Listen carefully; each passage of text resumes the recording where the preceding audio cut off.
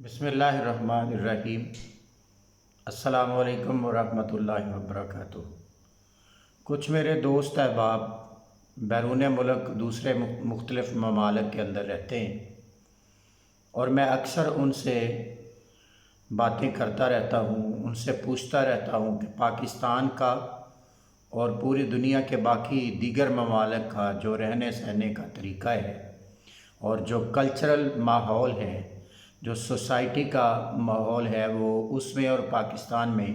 کیا فرق ہے۔ تو ایک دو باتیں میں آپ سے شیئر کرنا چاہتا ہوں اس حوالے سے۔ ایک دوست سے ملاقات ہوئی تو اس نے بتایا کہ ہم دو دوست تھے، آسٹریلیا میں سفر کا پیدل چل رہے تھے اور ہم نے ایک جگہ سے 2 جوس کے ڈبے خریدے اور ان کو پیا، اور پی کر جو ڈبے تھے لوہے کے وہ ہم نے سڑک کے اوپر پھینک دیے۔ تو ایک پیچھے سے کار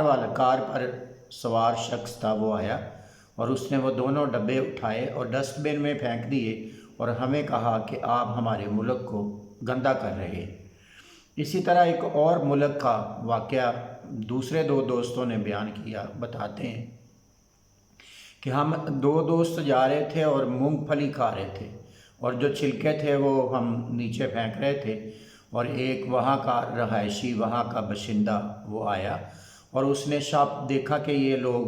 مونگ پھلی کے چھلکے نیچے پھینک رہے ہیں، تو اس نے شاپر لیا اور شاپر میں وہ اٹھا کر سارے چھلکے ڈالنے شروع کر دیے،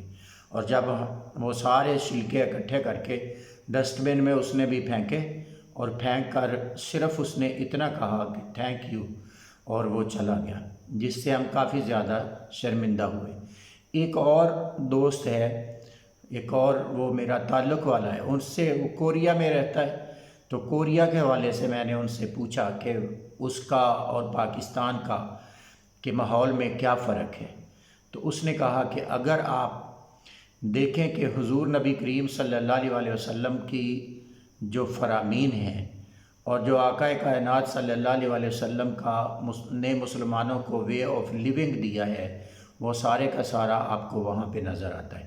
یعنی نبی پاک صلی اللہ علیہ وسلم نے جھوٹ نہ بولنے کا حکم دیا، تو وہ کہتا ہے کہ مجھے پورے کوریا کے اندر کہیں کوئی شخص بھی جھوٹ بولتا، غلط بیانی کرتا نظر نہیں آیا۔ دوسرا یہ کہ وہ لوگوں کا وہ ایک دوسرے کا اتنا زیادہ حیا اور اتنا زیادہ شرم کرتے ہیں، اتنا زیادہ حیا کرتے ہیں کہ اگر میرے کسی دوست کو، وہ میرے پاس بیٹھا ہے، وہ کوئی چیز کھانا چاہتا ہے اور اسے پتہ ہے کہ مجھے وہ چیز پسند نہیں ہے، تو وہ شخص مجھ سے اجازت لے کر کہے گا کہ میں تھوڑی دیر کے لیے کام جا رہا ہوں، تو وہ کوئی بات کہہ کر یا کھانے کا کہہ کر میں ابھی تھوڑی دیر کے بعد آتا ہوں واپس، کوئی وہ بات کہہ کر وہ چلا جائے گا اور الگ جا کر بیٹھ کر کھائے گا، اور اپنے خرید کر لائے گا اور کمرے کے اندر بیٹھ کر دروازہ بند کر کے کھائے گا، سب کے سامنے نہیں کھائے گا۔ اور اگر کوئی ایسی صورتحال پیدا ہو جائے کہ اس کو کھانا ہی پڑے، کوئی اس نے کام کرنا ہو تو ساتھ کھانا بھی ہے، تو پھر وہ ہم دوسرے سے اجازت مانگیں گے کہ آپ اگر اجازت دے دیں تو میں یہاں بیٹھ کر کھا لوں۔ تو مطلب یہ ہے کہ اس طرح کی اخلاقیات اور اس طرح کے جو مینرز ہیں، وہ ان اقوام نے اپنے اندر پیدا کیے اور وہ دنیا کی بہترین قومیں بنے ہیں۔ اور پاکستان کے اندر ہم جو مسلمان ہیں، ہماری ہر چیز کا جو آغاز ہے وہ کلینلینس سے، صفائی سے شروع ہوتا ہے۔ نماز کو لے لیں تو صفائی سے شروع ہوتی ہے۔ اگر آپ کی صفائی نہیں ہے، آپ کے جسم کی صفائی نہیں ہے، تو آپ کے لباس کی صفائی نہیں ہے، آپ کی اس جگہ کی جہاں پر آپ نماز ادا کرنے جا رہے ہیں اس کی صفائی نہیں ہے، تو نماز ہوتی نہیں ہے۔ سب سے پہلے ہمیں طہارت کا حکم دیا جاتا ہے، وضو کا حکم دیا جاتا ہے۔ تو جو اسلام اتنا زیادہ صفائی پسند ہے، اتنا زیادہ صفائی سکھانے والا ہے، اتنا زیادہ بہترین ماحول دینے والا ہے، اور جو اسلام، جو مذہب، جو دین اس صفائی کو نصف ایمان کا حصہ بنانے والا ہے، اس اسلام کے ماننے والوں کی کیا حالت ہے کہ ہم سارا کوڑا کرکٹ اپنے گھر سے اکٹھا کر کے گلی اور بازار کے اندر پھینک دیتے ہیں، اور پاکستان کے اندر اگر کسی بھی شہر میں چلے جائیں، کسی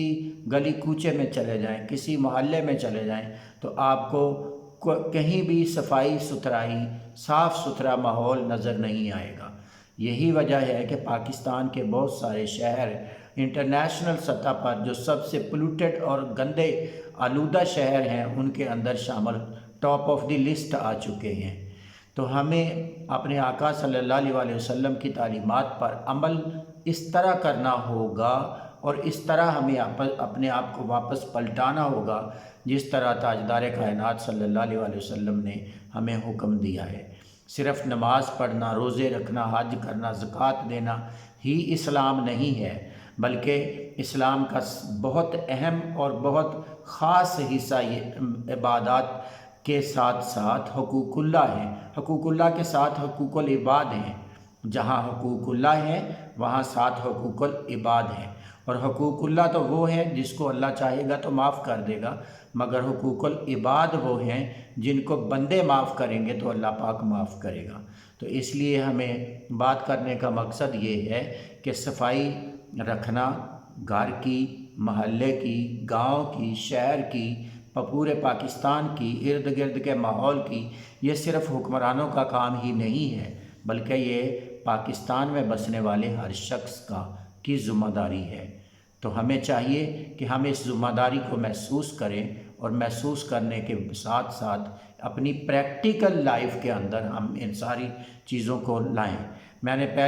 پچھلی ویڈیو میں بھی کہا تھا کہ ہماری عادت یہ بن چکی ہے کہ ہم واقعات سنتے ہیں، دوسروں کے قصے کہانیاں سنتے ہیں، دوسروں کے اخلاقی سبق سنتے ہیں، مگر ان کو اپنانے کے لیے تیار نہیں ہیں۔ اب اس وقت اس چیز کی ضرورت ہے کہ اگر ہم اچھے پاکستانی، اچھے مسلمان بننا چاہتے ہیں، اور ہم چاہتے ہیں کہ اسلام کا امیج پوری ورلڈ کے اندر، پوری دنیا کے اندر بلند ہو، تو ہمیں اپنے کردار کو قرآن و سنت کے تابع لانا ہوگا۔ اللہ رب العزت ہمارے حال پہ کرم فرمائے۔ والسلام علیکم ورحمۃ اللہ وبرکاتہ۔